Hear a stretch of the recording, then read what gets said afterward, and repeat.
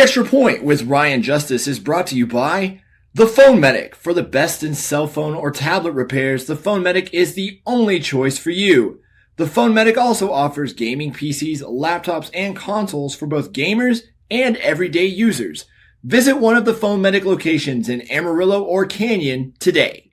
And by Macaulay Made. Whether you're looking for a custom cap as the perfect gift or to represent your small business with a high-quality hat, Bobby McCulley has you covered. Wear what Ryan and Andy wear. Wear something that's Macaulay made. The official cap of The Extra Point. The Extra Point is also brought to you by the Amarillo Magic Company. The Amarillo Magic Company is dedicated to bringing amazing magic and illusions to your parties, events, or corporate functions, featuring the amazingly talented Kyle Groves. Make your event or party magical and reach out to the Amarillo Magic Company today. Hello, football fans. Welcome to The Extra Point with Ryan Justice.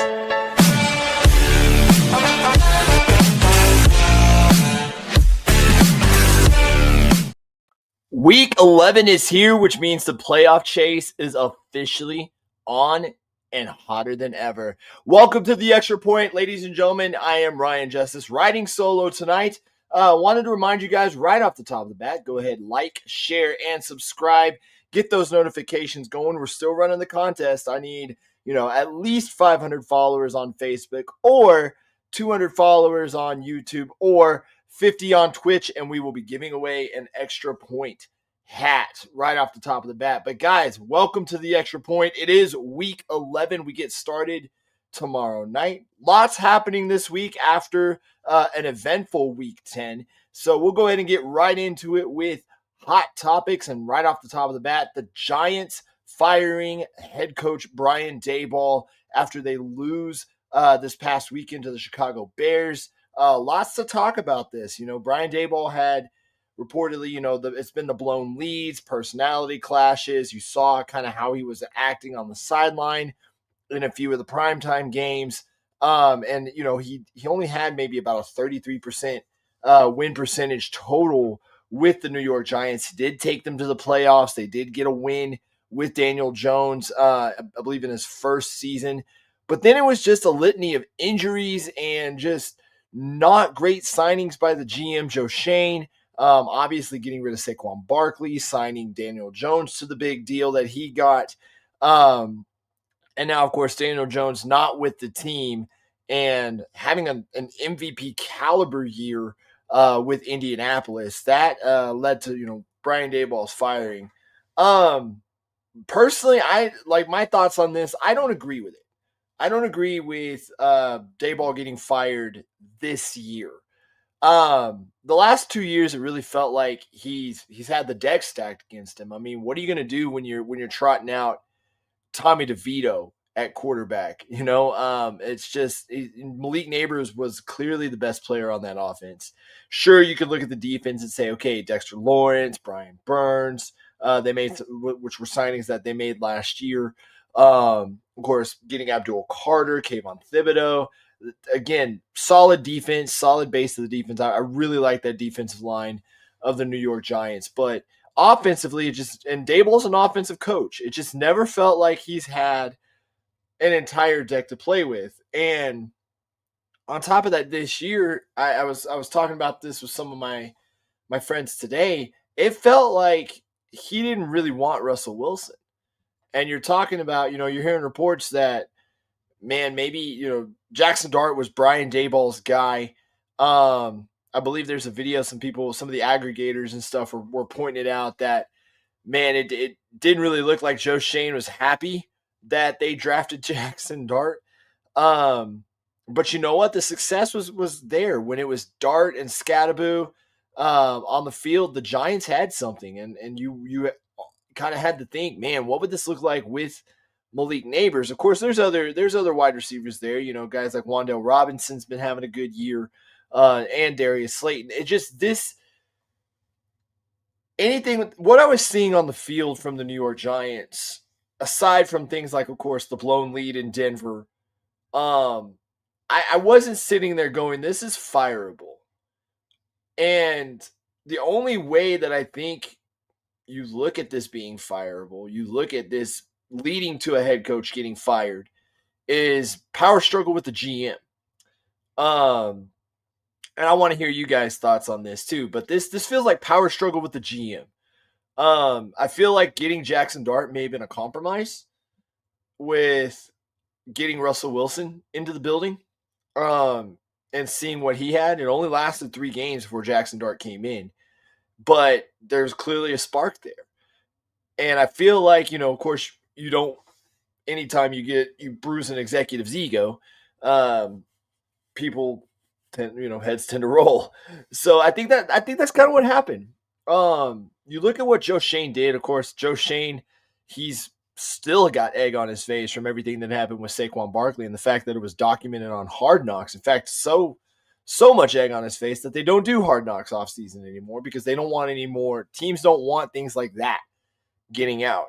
They don't want to know what the process of letting go of one of your biggest players is. So, Brian Daboll out in New York. So Mike Kafka, the offensive coordinator, taking over as head coach in the interim, getting his chance. He'd interviewed for a couple of head coaching jobs. He actually interviewed for the Houston job a while back. But yeah, he's getting the chance to be the interim head coach going into this weekend. But whether you agree with it or not, whether no matter what side of the argument you fall on, Brian Daboll is out as head coach. Let me know what you guys think about that in the chat. Do you agree with Brian Daboll being ousted in New York, or were you for it? Were you waiting for it? I know he was one of the top 3 favorites going in to lose his job. I guess, if I would have given him one more season, given him an off season to get something more around Jackson Dart, to get Malik Neighbors back, to get Cam Scadaboo back, maybe build the offensive line a little bit more, maybe find another weapon that he can throw to. And then if you got the same results, if you were getting the same results with those guys, with everyone, with going in a full deck of cards, then yeah, Brian Daboll should be fired. But I mean, he got you to the playoffs, and he won a game in the playoffs, and I think that should speak to something, especially with everything that's happened over the last couple years. And any reasonable person would look at that and go, man, yeah, he didn't have all the tools at his disposal. I mean, what are you supposed to do when you're trying out Tommy DeVito as quarterback? So, but I mean, he ends up getting fired. Now we're looking at who could be the next possible head coach for the New York Football Giants. I mean, several guys out there, several guys that want to get back in the NFL. Obviously, John Gruden comes to mind. I mean, you've got maybe Robert Saleh comes back to New York. He's expressed interest in wanting to to be a head coach again. Maybe there's someone in college wanting to take another crack. Do we get the Lane Kiffin experience again in New York? Of course, all eyes start turning to Bill Belichick and UNC and his return to the NFL. Although I've heard there's not really an appetite for it for Bill Belichick. But we'll keep an eye on it. We'll keep an eye on who the favorites start to emerge for the head coaching job in New York. Cincinnati Bengals fans, you get some good news this week. Joe Burrow returning to practice, opening up his 21-day window to come off the IR and return to action in the NFL. Joe Burrow returning to practice, big for the Bengals. They get their star quarterback back in action. And I mean, looking at the Bengals, it's still doable in the North. They're not out of it yet. They're 3-6. They've lost, they're on a 2-game losing streak, but getting Joe Burrow back possibly this month, if he's feeling good, if he's looking good. I don't think he's going to be back this week, but he is practicing. Don't think he's going to be back this week. I'd be surprised if he is. I would say within the next 2 weeks. I would say before Thanksgiving, we're looking at Joe Burrow coming back and getting back into the mix. That's big for the Bengals. I know some people have sat out there. I've heard some people in my group chat, some people that have been on this show have gone out and said, hey, Joe Flacco's doing things that Joe Burrow did. He did that for one game. And he, it hasn't been great since with the Bengals. I think you get Joe Burrow out there, no matter what, you've got a chance, and you got to look at the Bengals differently. They got to get the defense fixed.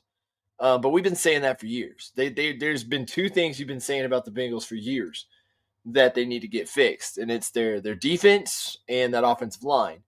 But you look at the Bengals differently when Joe Burrow's back there throwing the ball.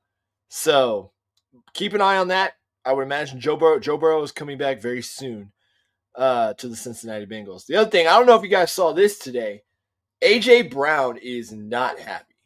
A.J. Brown got on a Madden stream, aired his frustrations with the Philadelphia Eagles, just not throwing to him, not really utilizing him like they did last year. It's crazy, the Philadelphia Eagles are a 7-2 team.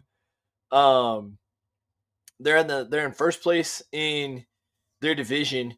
And looking at the stats for A.J. Brown, he hadn't even cracked 500 yards or 3 touchdowns. I believe it took a while for him to have a 100-yard game even. And I can't figure out what this Phillies offense or this Philadelphia Eagles offense is. There were a lot of people probably couldn't figure out the Phillies this year either. But I can't figure out what this Eagles offense is. Because last year, it was cut and dry, plain and simple. Get Saquon going, get the attention on him, and then utilize your other guys. And everybody seemed pretty happy with that. You had hints of A.J. Brown being unhappy, but then he started getting used more, and everybody winning a Super Bowl cures a lot of things. Winning a Super Bowl cures a lot of things. But A.J. Brown not happy. Making some pretty backhanded comments on his Madden stream, talking about, hey, I'm going to get this guy some use.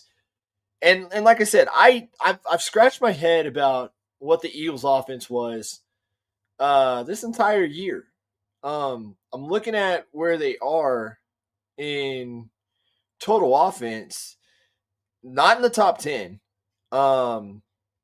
Still kind of hanging near the bottom third of the league. They're actually right below Cincinnati in terms of total offense.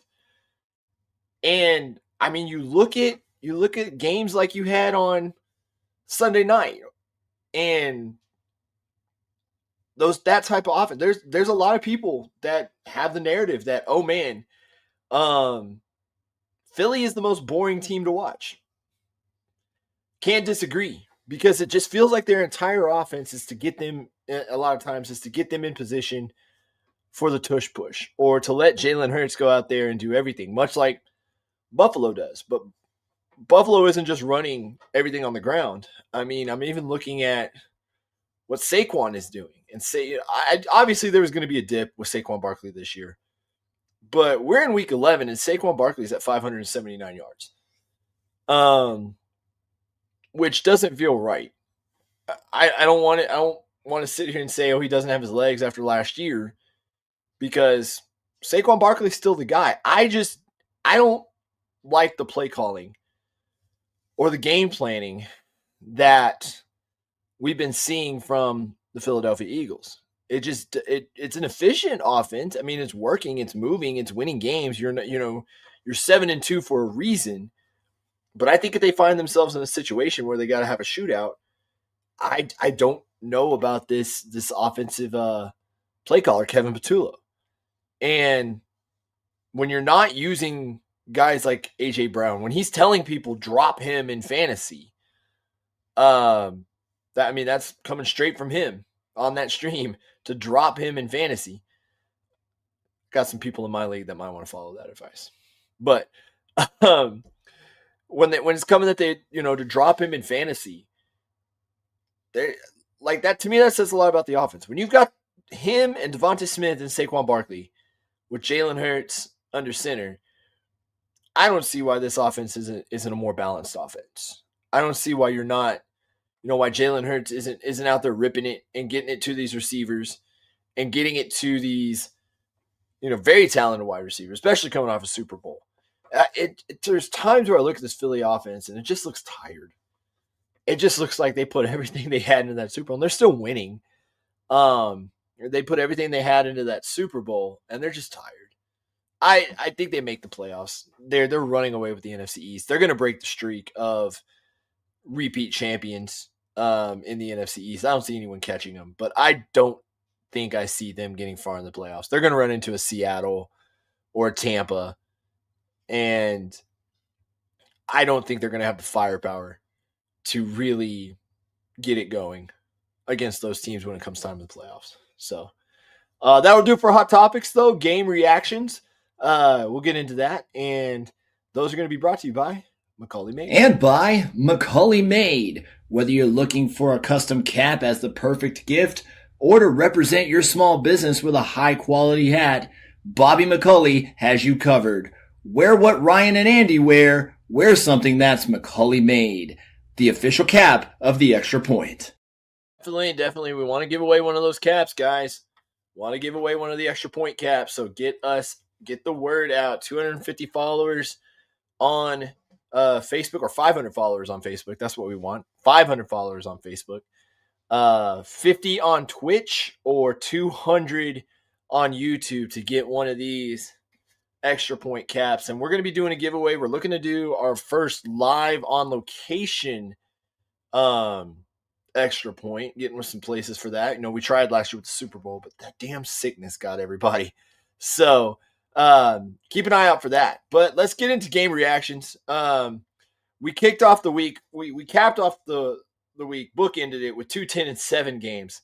It's one of those weeks in the NFL. But we go with Thursday Night Football. Not really much to say here, except the fact that I don't trust Denver. I don't. They're going to get a real big test this week.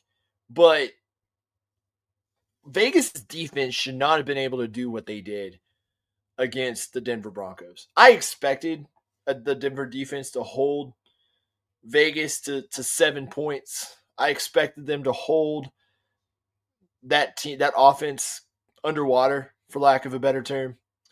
But I didn't expect the offense to look as inept as they did. And I get you got Max Crosby, and some pretty good defensive players on that side of the ball. But Bo Nix only 150 yards, 2 interceptions.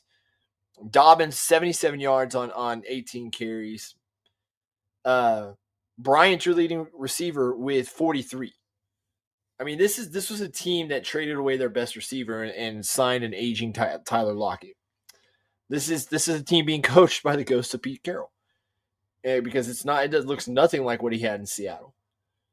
And this was confusing for the Broncos, because they tend to play down to their opponents. They did with the Texans the week before. They really did it with the Raiders. But when they get a good opponent, they're right there with them. So I don't really know what the Broncos are. I don't look at them as, I know coming out of this game, and I know I put it in the notebook that I posted yesterday. They don't look like a team that is a contender. They don't look like a team that really has a chance. I think we're really going to get to see that when they go up against Kansas City this coming week. I think this is going to be the real test. The defense, I think, is really good. I like the defense. It's a stout defense. Nick Bonito is having a great year. They've done well without Patrick Surtain in instances. But I don't trust this offense. I think Bo Nix is going to get exposed, especially against a team like Kansas City, especially against a defensive coordinator like Steve Spagnuolo. And this game was one of those games that kind of proved me right. As far as the Raiders go, I mean, it's lost shit. I think Pete Carroll is going to get another year because he's Pete Carroll. Geno Smith ain't it, and now he's hurt. They didn't really want to play Kenny Pickett for some reason, which I think they should. I think they definitely should play Kenny Pickett, but I felt like they should have started Kenny Pickett. And if we're being honest, I felt like Kenny Pickett should have started in Cleveland. I felt like he gave them the best chance over what what those teams ended up starting with. But we'll see coming into this weekend because Geno could look like he could barely stand at the end of that game. But I just, again, I'm not sold on the Raiders. I don't believe in the Raiders at all. They get another primetime game this week against the Cowboys, and that offense is just going to chew them up. But the Raiders may have their best offensive game of the year going into that one because they are going against the near last ranked Dallas Cowboys defense in that. So keep an eye out on the Raiders. Maybe a fun game on Monday. Going in to Sunday, so the early slate had one of the better games of the week. The Patriots and the Bucks. This was looked at as, hey, if these teams really got rolling, if these teams really got going, potential Super Bowl matchup for this game, for these two teams. And Baker, 3 touchdowns, had a great performance. It felt like the Bucks were playing from behind this whole game. Drake May continuing that MVP caliber season. Trayvon Henderson. I'm sorry, I'll get that name. I'll get that name right. Yeah, Trayvon Henderson was the standout of this game, though. 147 rushing yards, 2 touchdowns. 2 long touchdowns too, big touchdowns, and a lot of fantasy points for you Trayvon Henderson owners there. Mac Hollins leading the receiving unit. Of course, Emeka Egbuka had a touchdown. This was a pretty solid game. I mean, these two teams kind of kept up with each other. A couple times where the defense of New England came up with stops, and Tampa couldn't get it going again.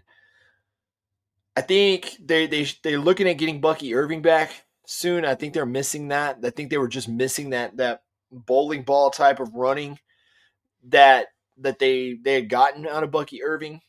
And because Baker, as good as he has played this year, and he has played at an MVP level this year, he's kind of taken a little bit of a step back, but he has played at an MVP level this year. He can't do everything. You can't rely on him every week to get it done for you. So I'm looking at it and said, the Patriots just got him, and they're the hot hand right now. Are they Super Bowl contenders in the AFC? I'm not sure, because now we're getting into the time of year. Now we're getting into the time of year where a team like the Chiefs, a team like the Bills, maybe even the Ravens, if they can fight their way back into it. The Ravens have taken over second place in the North. But we're getting into that time of year where those teams fight their way back and really begin to turn it on. And I got to see if the Patriots can handle it. I think Mike Vrabel has already won Coach of the Year with the way that he's turned this team around. But can they hang on when these teams that have been there, these quarterbacks that have been there pretty much ever since Tom Brady, the end of Tom Brady's career, we'll see if these guys, when they really turn it on, are the Patriots able to withstand this? Who knows? I mean, look, they've got guys. I said this in leading up to the season. I said this back in the summer. I really like what the Patriots went out and did. They had the most cap space. I believe they still have the most cap space. They had draft picks. They got the right coach. I mean, they got the right coach. And I know I've ranted against Josh McDaniels before, but his role as offensive coordinator as the New England Patriots, like forever offensive coordinator, because he developed Mac Jones early. He's doing really well with Drake May, and you've got a guy in Mike Vrabel who has a lot of the same philosophies that Bill Belichick had. Not saying we're getting the Dynasty 2.0, but the formula for success is there, and these guys do know how to follow it. I just want to see what the young quarterback can do. Drake May's second in the MVP odds right now. And he's got the pelts on the wall to prove it. Into the late window we go. The Rams and the Niners, this was the Niners kind of running at the end of the rope. Matt Stafford, again, another quarterback playing at an MVP level. And Matt Stafford just launching it all over the field against San Francisco. 2 injured, 2 banged up. None of their weapons are there. They did what they could, but the Rams just poured it on, and they needed to. They needed a game like this. They needed to do this to the Niners if they really wanted to separate themselves, because it felt like San Francisco, as injured as they've been, they just have been hanging around. They just won't go away. And I feel like this might have been, hey, the kick to the face that really puts them down to the mat and doesn't let them back up. If we're looking at the standings, I mean, Seattle's right there and the Rams are right there. And the Niners are beginning to slowly kind of slip back. They're 2 games out behind, they're 6-4. Seattle and Los Angeles are both 7-2, with, I believe, Seattle having the tiebreaker. So, I mean, I feel like this was, if we're looking at a game where you really started to see the Niners start to fall behind, this was it.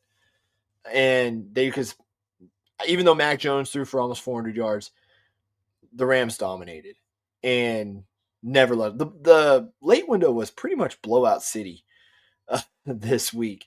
Every game, the winner scored 40 points. So blowout city in the late window. We go to Sunday Night Football. Let me actually fix that, because the Steelers did not beat the Chargers. That's what happens when you do this on late night sleep. Yay, 8-month-old. But Steelers losing to the Chargers, 25-10. Justin Herbert played a really good game in this one.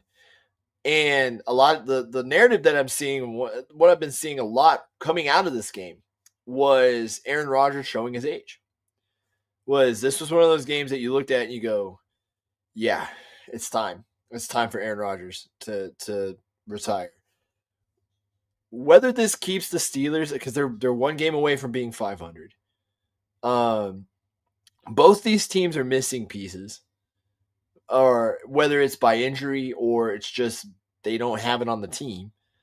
And I feel like you saw Tomlin get a little outcoached in this. Outcoached, and a quarterback that is really showing his age with Aaron Rodgers. He doesn't move. He doesn't move like he used to. And the youth kind of taking over. Ladd McConkey over 100 yards and a touchdown. 4 catches. You didn't see the dominant defense that you saw from the Steelers, from the Steelers against the Colts. That defense has been hit or miss this year. That defense, I mean, they're near the bottom of the league. They are better than San Francisco, but I mean, they're near the bottom of the league, which is weird for a Mike Tomlin team. That team, it feels stale. Tomlin, some people have said it's been time for Tomlin to go for a while. He's over 20 years as a coach. Not a losing season, although I predicted it to be this year that he finally gets it. I think once he does, he's going to retire. But it just feels like there's a lot of things that are stale. Stale quarterback, stale head coach, stale offensive coordinator. Omar Khan hasn't really been there for a while as their GM, but I feel like he's gotten a little stale. I feel like there needs to be a new approach into building this team. They got a wide receiver in DK Metcalf, but he hasn't really shown himself to be the guy. He hasn't really just taken over as that main threat. He's had some great games, great plays, but he hasn't really taken over as the guy, I feel like. And some good tight ends, Pat Freiermuth, Jonnu Smith. Of course, great defensive players like Patrick Queen, Jalen Ramsey, TJ Watt. But I feel like there's an update. There's an upgrade many places on this team that's needed. Tomlin, as good of a coach as he is, sometimes you can't outcoach. You can't outcoach missing pieces. See Brian Daboll. Not saying Tomlin's going to get fired like Brian Daboll, because he's been able to do that before. But there's a lot. There's a lot of missing pieces on this Steelers team. And it was evident because they were facing a Chargers team that had a lot of missing pieces themselves, specifically at the tackle spot. And, they traded for Trevor Penning this week, which, say what you want about Trevor Penning. Justin Herbert 5 sacks in this game, which is expected when you're down both your starting tackles. You're pretty much operating on your 5th and 6th tackles on the offensive line, and you're really scraping the bottom of the barrel. But they were able to run the ball. Kimani Vidal kept them in this 95 yards on 25 carries. Of course, Ladd McConkey had a great game as well. But they're going to face better defenses. They still got Houston coming up at the end of the year. And I mean, that might be a game where Justin Herbert gets absolutely broken because those tackles are going to have to face Danielle Hunter and Will Anderson. I mean, could the Chargers make the playoffs? Maybe. They might scrape in. But again, you got Eagles, Chiefs coming up. You've got the Texans. You got the Broncos coming up as well. And those aren't bad defenses. Those are defenses that are gonna make you hurt, and you don't have your tackles. So keep an eye on that. Steelers, they're up this week as well. Or I believe on their bye. No. Yes. Let me look at their schedule. We'll get into it in the previews, but I didn't have them marked down for previews. Steelers got Cincinnati this week, so it's a get right game. A game where they could use it to kind of reset some things. And the Chargers have Jacksonville, who are reeling off of what happened in Houston this past week. So see where they go. The AFC wild card is going to get interesting, like it does every year. There's always a huge logjam, but the AFC wild card is going to get interesting. Monday Night Football. This was Eagles-Packers. Again, bookended, the other bookend of the 10-7 games. And coaching decisions, weird calls, weird game plans for this. You watch this game and you go, yeah, that's why A.J. Brown's pissed off. It's another game where the Eagles just didn't feel like they were using their weapons right, where it just didn't feel like there was competence on this. Because they could have put it away. It just nobody could really move the ball. And it's not like, the Eagles have a decent defense, but it's not like the Green Bay Packers are. I know they're number 3 overall, but they're not a shutdown defense as well.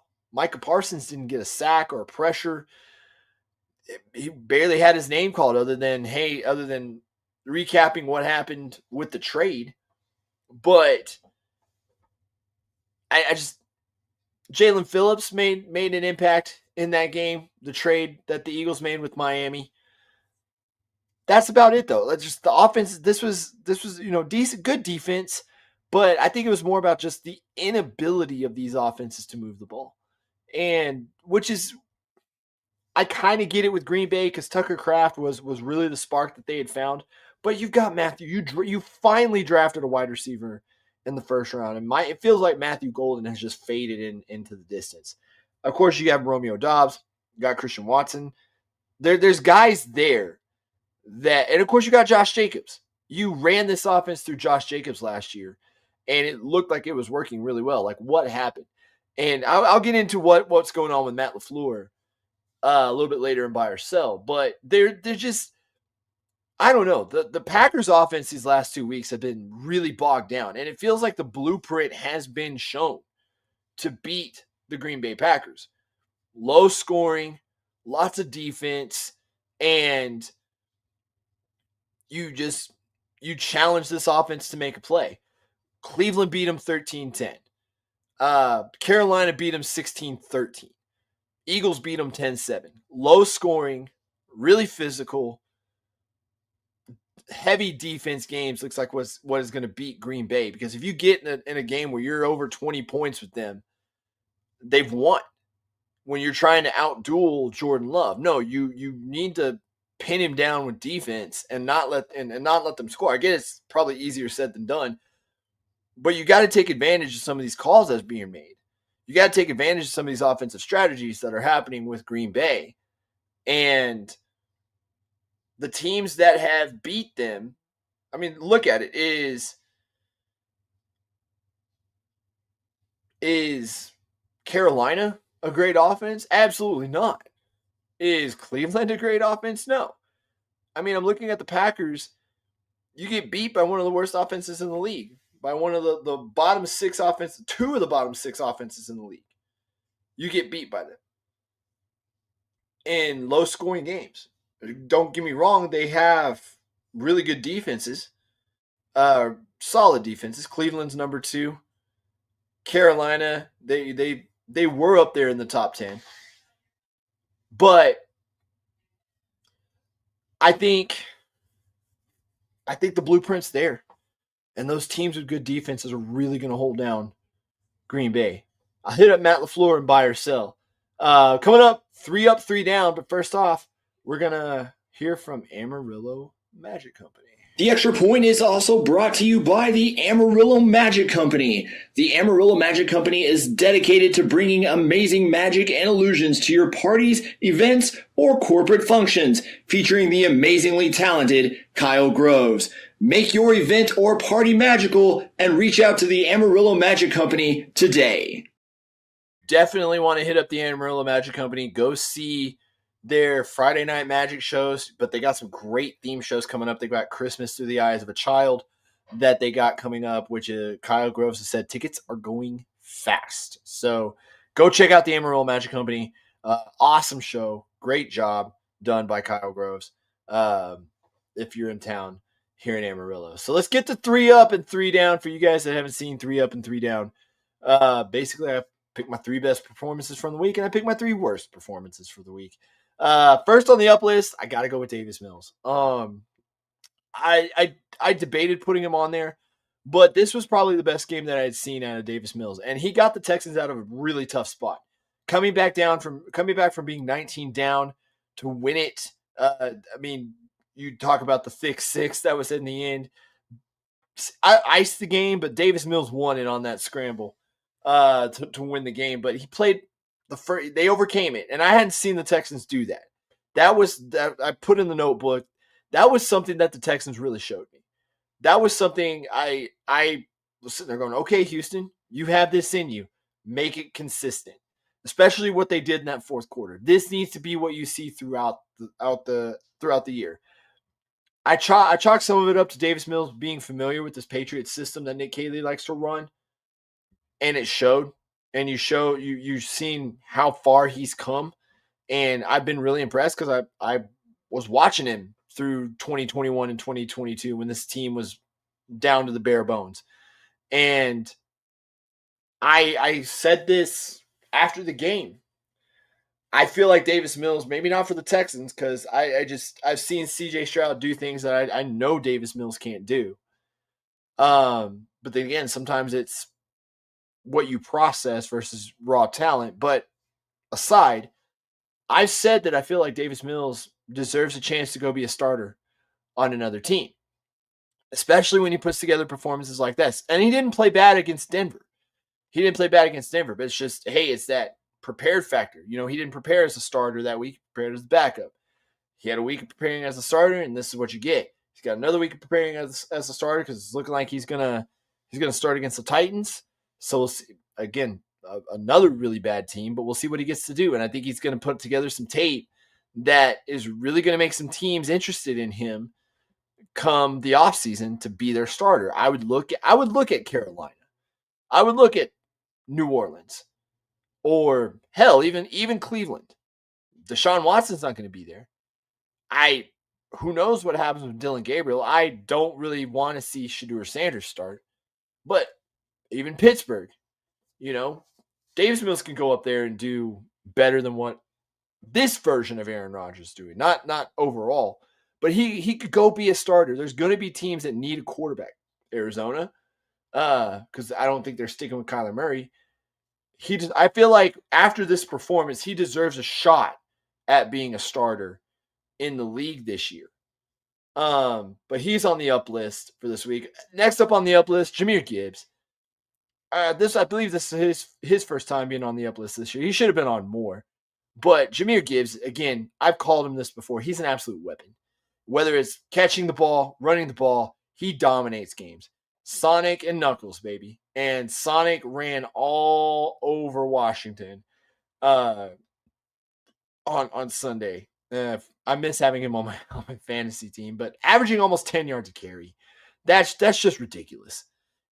I feel like Jonathan Taylor not doing what he's doing, he'd definitely be in the Jahmyr Gibbs could be in the conversation for best running back in the league. But speaking of Jonathan Taylor, he gets our top of the mountain this week.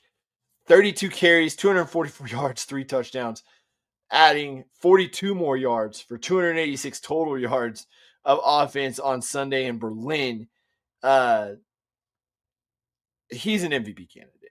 You know, I mentioned that a couple times. Some of the quarterbacks like Baker Mayfield, Drake May, Matt Stafford, but he's the main non-quarterback candidate that I'm seeing for MVP. And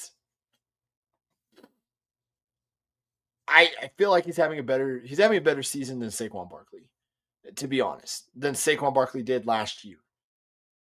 As long as you can get Jonathan Taylor going, he's going to make up for any mistakes that Daniel Jones has.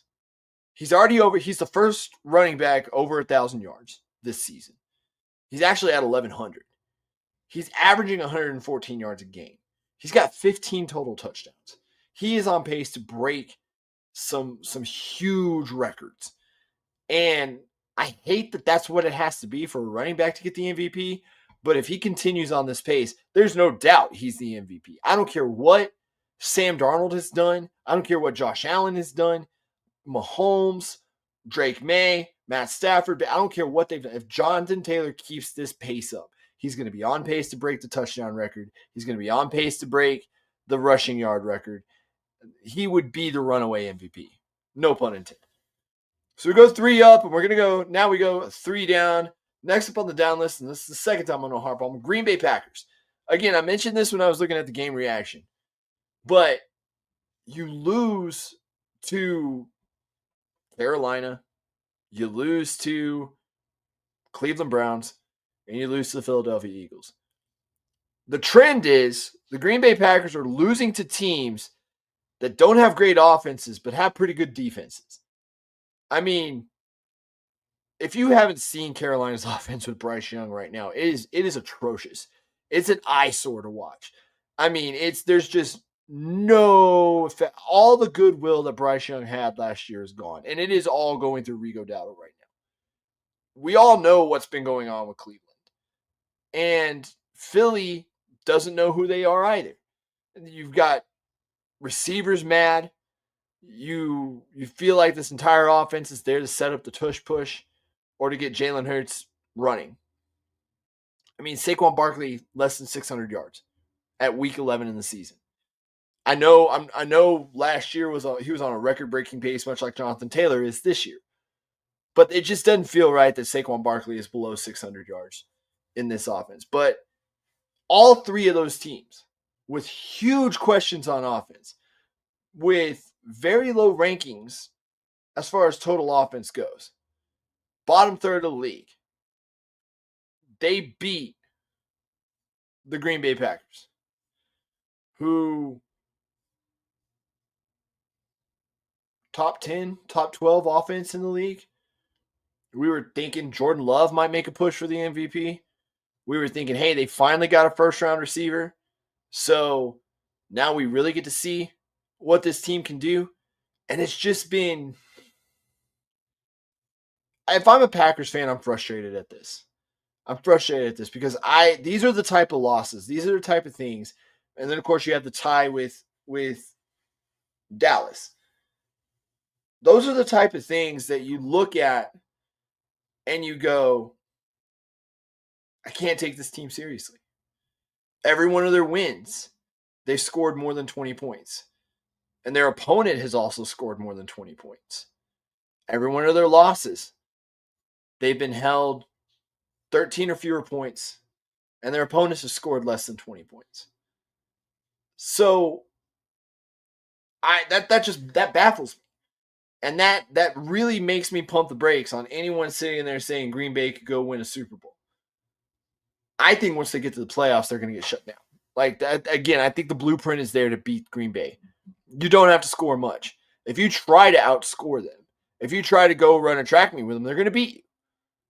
But you have to hold them down to the ground, pin them down, and make it a low-scoring game, and you're going to win. Didn't mention this in their game reactions, but also down is the Buffalo Bills.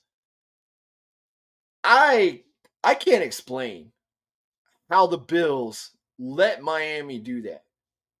I mean, I get the Bills don't have the best rushing defense. In fact, they don't really have a good rushing defense. They're letting up almost 150 yards a game rushing. And of course, Miami does have Devin Achane over there. But the Miami Dolphins offense has been so inept. They have been so inconsistent. They have been so incoherent, really, with everything that's been going on in that organization, that you would think Buffalo would be able to get after them. I get that they don't have Ed Oliver anymore this year, but Sean McDermott's a defensive coach, and how he let Miami run up 30 points on them and almost shut them out, how he let that happen, I don't want to say it's fireable, but I'm definitely scratching my head at it. And again, it's Josh Allen go be Superman. I don't think that's working anymore. I don't think you can do that, because we've seen Josh, by the time he gets to the AFC Championship game, he's out of gas, man. They got to get something else going, and a good defense would really help them out. But these last couple of games, they've really not. They've looked very vulnerable as Buffalo. 30-13 against Miami, and 28-21 against KC, which, I mean, you could argue KC hasn't really figured out who they are either. But it's like I said, we're getting into the time of year in the season. We're getting to that point in the season where these teams really begin to turn it up. And performances like that from Buffalo, and then on top of that, a week from tomorrow, you've got the number one defense in the league coming to town. Say what you want about Houston's offense, but you've got the number one defense in the league coming to town. And as frustratingly bad as Houston's offense has been, they're still middle of the pack in terms of statistics-wise. They've still got a guy in Woody Marks and Nick Chubb that could run on you. And, you know, going into this week with who they're playing. Let me find their game real quick. Yeah, I mean, they're playing Tampa Bay. Rachaad White's not bad. Tampa is looking at getting Bucky Irving back. Baker can move. This might be a game where you really start to see Buffalo slip these next two games. So they're big, especially if Buffalo wants to hang on to any kind of wild card spot, because I don't know that they can catch New England. I don't know if they can catch the Patriots. So if they want to hold on to a wild card spot, they're gonna have to buckle down. They're gonna have to figure out some way to stop the run. They can't let games like this. This has to be an aberration. They can't let a game like this happen. This week's Factory of Sadness, though, sorry, Braden, goes to the Jacksonville Jaguars. 19-point comeback, 26 points in the fourth quarter against a Texans team that didn't have two of its offensive linemen, didn't have its starting quarterback, didn't have one of its best defensive players, lost one of its starting safeties in the game, has an offense that has been very inconsistent all year long and very incompetent as far as terms of the play calling and everything almost all year, have struggled really. And I thought, I was sitting there going, man, the Texans are done. The Jags showed me that, okay, man, they could put their foot on the throat of Houston, and they just let them back in. Jaguars fans, this broke them. I'm not going to lie. I was sitting there watching it with my son. My wife has the video. I thought it broke him. I kind of felt bad for him because I legit thought he was going to cry. And there's a lot. If you go go find some clips of Jaguars radio, they are not happy. They are very much not happy with Trevor Lawrence. And I think the reality is beginning to dawn on Jacksonville that Trevor Lawrence very much is not the guy. Very much is not the guy. He's had glimpses here and there, but he ain't it. And they paid him a lot of money. And it's going to be very hard. I believe the contract is just now really starting to kick in. It's going to be very hard to move on from Trevor Lawrence. They kind of are stuck with him at least for another year or two. And now they lose Travis Hunter for the year, which is a draft pick that very much to me is kind of looking like it's been wasted. And I'll get to Travis Hunter here in a little bit. But you're talking about in Brian Thomas Jr.'s second year, you're talking about trading him. The main thing that has kept Jacksonville alive has been Travis Etienne. But this felt like that loss felt backbreaking for this team, for their season. I really feel like that's one of those wheels are coming off type of games. Los Angeles comes to town next. And if Josh Hines-Allen and Trayvon Walker can't get to Joe Burrow, Justin Herbert, if they can't get to him, again, another long day for the Jacksonville Jaguars. That'll do it for 3 Up, 3 Down. We are going to get into buy or sell, and that is brought to you by the Phone Medic of Amarillo. The Extra Point with Ryan Justice is brought to you by the Phone Medic. For the best in cell phone or tablet repairs, the Phone Medic is the only choice for you. The Phone Medic also offers gaming PCs, laptops, and consoles for both gamers and everyday users. Visit one of the Phone Medic locations in Amarillo or Canyon today. Definitely want to visit one of the Phone Medic locations. And once we get the live on location announced, Phone Medic has a iPad they want to give out.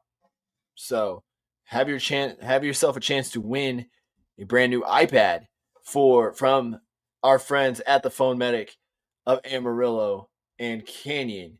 So it's time for buy or sell, guys. I want to hear your comments. I want to see you guys light up the chat. Buy or sell in the NFL for this week. We just talked about them, but time to put my stamp on it. Buy or sell, the Buffalo Bills are not for real. I am buying it. I think this is one of those years that you look at and go, man, Buffalo's run out of steam. They can't stop the run. It feels like their identity on offense is Josh Allen go be Superman, which is frustrating when you've got James Cook, when you've got Khalil Shakir, Keon Coleman, good wide receivers, Dalton Kincaid, another good tight end. Offensive lines played well. Like, you've got pieces, but they aren't really making them the focus. And on top of that, the defense, which you thought they kind of invested in, bringing in Joey Bosa. I mean, losing Ed Oliver, it hurts, but they can't stop the run. They don't have a defensive line that I think teams are afraid of.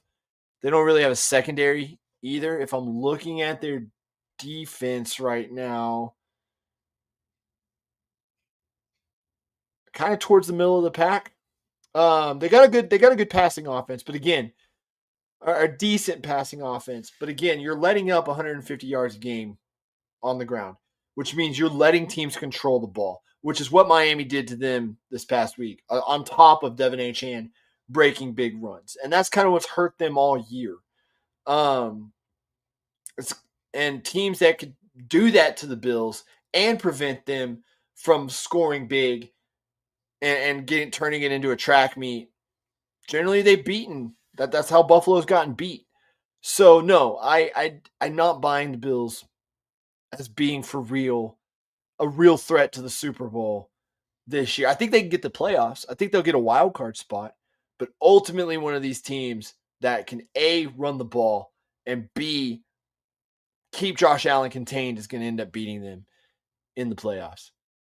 Mentioned this one too earlier in the show, but again, time to put my stamp on it. Should Matt LaFleur be on the hot seat after the way he has called games this season, after the way the offense has looked this season? Again, Green Bay's got a decent defense. Helped out by Micah Parsons. They're the number 3 overall defense in the league. under 100 yards rushing, under 200 yards passing is what they've been allowing. And the offense, the offense hanging around the top 10, but again, it feels like the blueprint has been written, has been drawn up to beat the Green Bay Packers. Keep it a low-scoring, physical defensive game, and you're going to beat them. Cleveland, Carolina, Philly, that's what they did.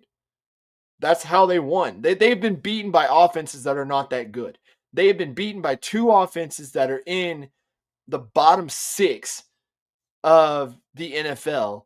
And you add in the Philadelphia Eagles that are a few spots above Carolina at the bottom of the league. Those are the teams that have beaten Green Bay. And the common thing amongst all of them, if you took a look at Carolina's defense right now, not so great, but at the time they were top. They've been up around the top 10 at points this season. Great defenses, bad offenses beat the Green Bay Packers. The teams that have been trying to outscore them in shootouts lost. Matt LaFleur's been there a while. And he's had some success. He's had a couple deep playoff runs, but none of it has turned into a Super Bowl. I'm selling this because, Matt, that would be the type of decision that you go, okay, yeah, I understand why you make it, but a completely worse decision could be made. This might be one that you ride out. Maybe it's an offensive coordinator change because they got the tools. They got the pieces. It's putting them together and getting something out of them. So might be time for an offensive coordinator change. Buy or sell, Vikings should look for a new quarterback in the offseason. J.J. McCarthy's back. Of course, you saw how banged up Carson Wentz was. I'm going to buy this. I don't see it in J.J. McCarthy. He's had moments. He's had sparks. Again, this is essentially his rookie season. But from what I've seen from him, and some people were saying this about him coming out of college, he's not at the level of what his draft position was. I mean, could he be? Yes. Is he with the right coach to do so? And Kevin O'Connell? Yes. But from what I've seen, it's not like he's not surrounded by talent. It's not like he's one of these rookie quarterbacks it's not like he's like Bryce Young, where he's going to a team where it's bare cupboards. It's not like he's going like Michael Penix, where he's going to a team that really they have a guy, but they don't know if they want to commit to him, even though they did commit a lot of money to him.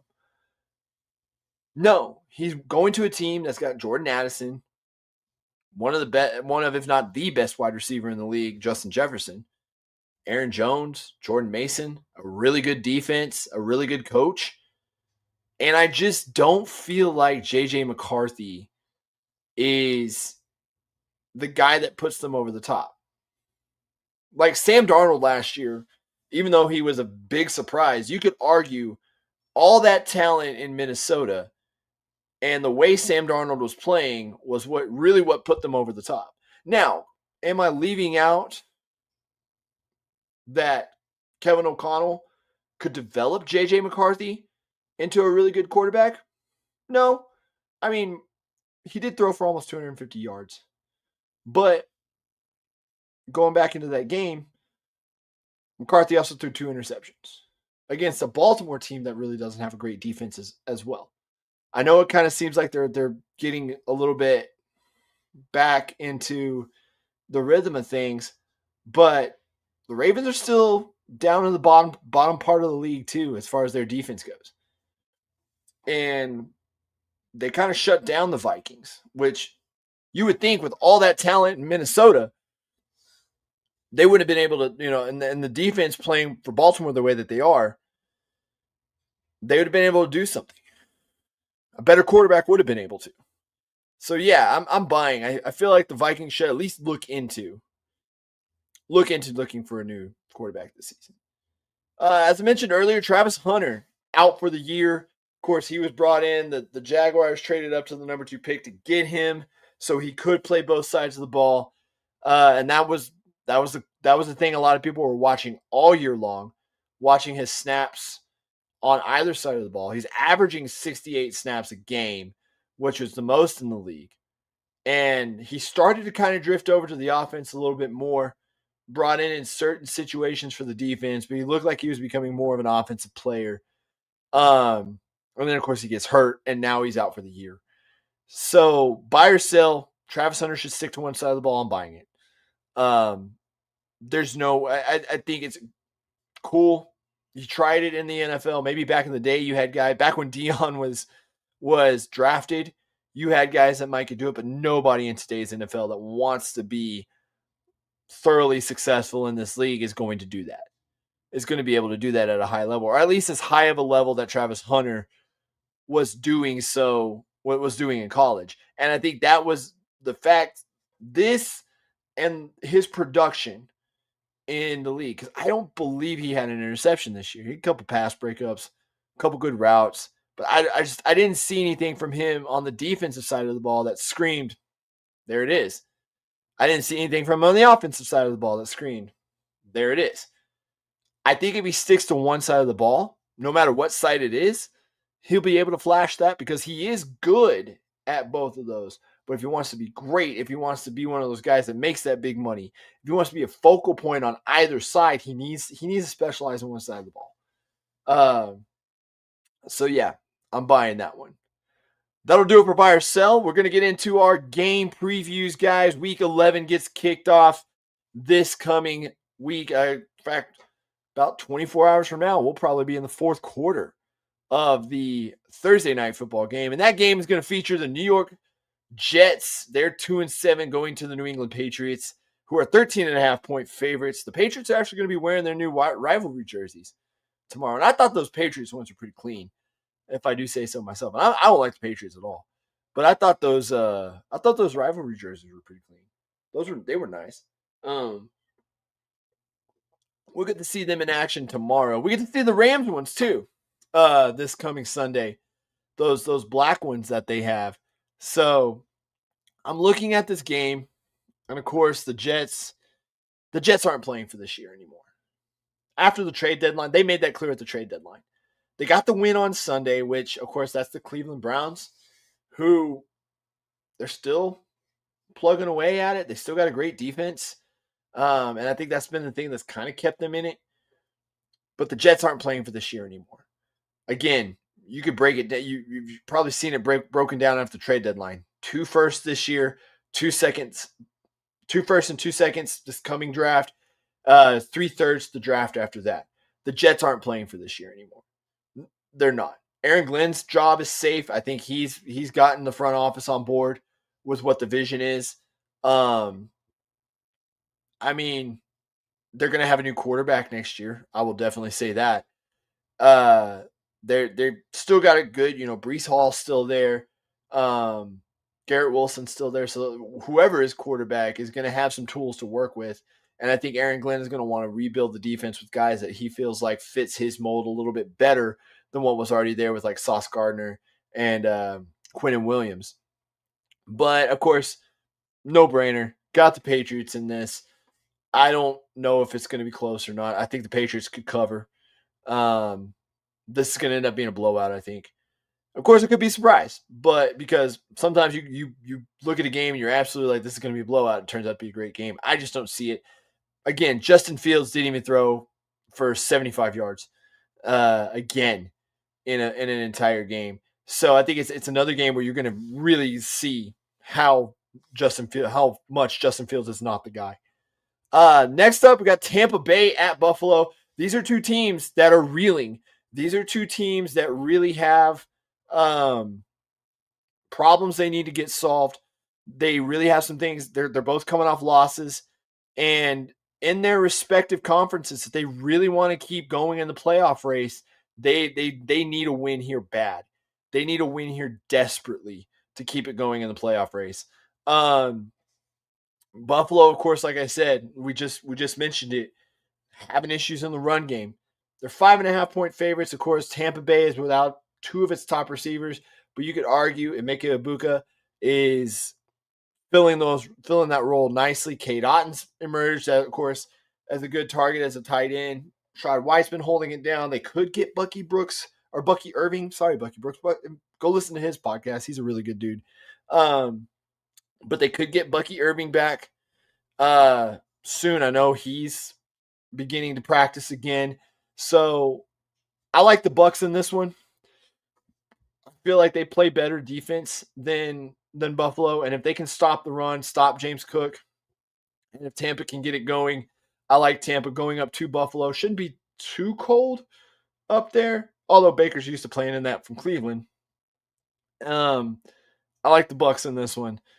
And I think it's going to be close, but I think Tampa could go up and get Buffalo and really start to put some questions on what the Bills playoff future looks like. Kansas City, 3.5-point favorites. They're 5-4, coming off bye or loss, I believe, to Buffalo. And they're coming off the bye. So they're coming off the bye for Kansas City, but they lost to Buffalo in their last game. They're going to Denver, who is 8-2. And, of course, I made my feelings known about Denver earlier. I'm not buying them, but this is the measuring stick game for them. This is a game where, all right, I think we're really going to find out what the Denver Broncos are. Because Kansas City, yes, they lost to Buffalo, but that usually happens. And then they meet in the playoffs again. Kansas City going to Denver. They look like they've been kind of getting back to being what we've seen the Chiefs be. Again, Denver's got that good offense or good defense, but they tend to play up or down to their competition.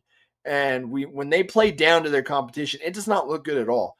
I mean, Bo Nix was under fire in that game. And now you've got a good Chiefs defensive line coming in and a great defensive coordinator coming in. And I would imagine Bo's life is going to look pretty hard on Sunday.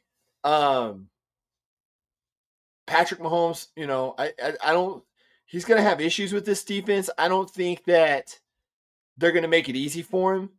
But I do think Patrick Mahomes is going to get it figured out. And I do think the Chiefs end up winning this one. I don't think it's going to be a blowout because, again, I think Denver's defense is going to do what it takes to keep it close, but Mahomes is going to make those plays that Patrick Mahomes always makes and end up winning this and really loosen Denver's grip on this division. Sunday Night Football, Detroit goes to Philly. Philly opens up as 2.5-point favorites. This is going to be an interesting game because Detroit obviously has one of the more entertaining offenses to watch. Philly has one of the more boring offenses to watch. Two teams, favorites in the NFC. Both of them are really pushing. Of course, Philly coming off of winning the Super Bowl. Detroit has been there for a while, and they're looking at a Bears team that is kind of nipping at their heels. Chicago is second in the division now, which is crazy to me. But Chicago's second in the division. And it's ironic that it's Ben Johnson and Dan Campbell. But in order to keep them off their heels, the Lions need a win here. They need to go to Philly and force them to use their weapons. Force them to play the way that they seemingly have not wanted to play all year long. And get a win if they really want to stave off and get that home field advantage, which has helped the Lions a lot. They need to get the win in this one. For Philly, again, you've got. I'm picking the Lions in this one, but for Philly, you've got to stop. You've got to stop these explosive players that they have, and I get it. It's easier said than done. One name that I haven't really heard a lot that I guess we're just kind of waiting for him to explode is Jameson Williams.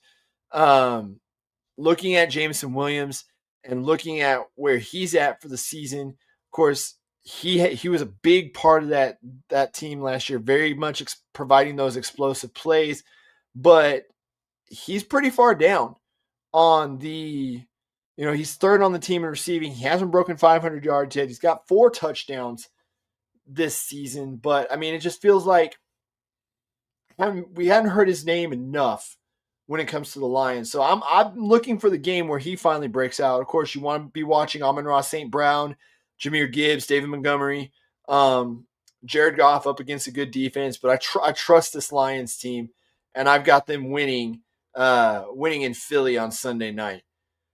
Then there's the Monday night game. And I'm not saying this as somebody who likes to troll Cowboys fans. Dallas has 6 of their next 8 in either the late afternoon window or prime time. That includes Christmas. That includes Thanksgiving. And this is a Dallas team that's not very easy to watch on defense. I mean, their games are going to be fun because, again, looking at Dallas, hey, guess what? They're a top 5 offense. Or they're a top offense in the league. They're a top 5 offense. And they're a bottom-ranked defense. And any other team, I feel like might be able to take advantage of it. One of the few teams that I don't feel like could take advantage of this is Las Vegas. Depending on if they can stop Ashton Jeanty, that's going to be big. But really the only guy that they got to account for on that defense is Max Crosby, and I feel like they can do that pretty well. So I got the Cowboys in this one. I think their defense is gonna this is gonna be one of those games where the defense looks good, but it's because their opponent is that bad.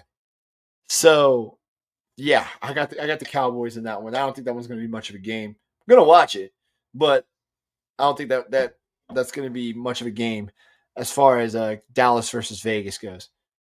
Well, there was the game previews. One more time, I want to give a shout out to my buddy Kyle at the Amarillo Magic Company. The Extra Point is also brought to you by the Amarillo Magic Company. The Amarillo Magic Company is dedicated to bringing amazing magic and illusions to your parties, events, or corporate functions, featuring the amazingly talented Kyle Groves. Make your event or party magical and reach out to the Amarillo Magic Company today. Definitely want to go check out the Amarillo Magic Company and Friday Night Magic, guys, if you are here in town. If not, check some of his stuff out on social media. Make the trip to Amarillo.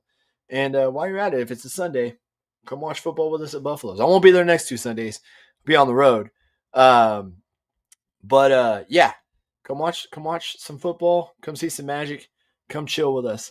Well, we've come to the time. It is time for the extra picks. This is done via Prize Picks. If you guys don't know how Prize Picks works, basically what you do is you take your player, you take a player and you determine whether or not they're going to go over or under a certain amount. It could be receiving yards, passing touchdowns, pretty much anything that you could think of. They got a long list of things you can bet on.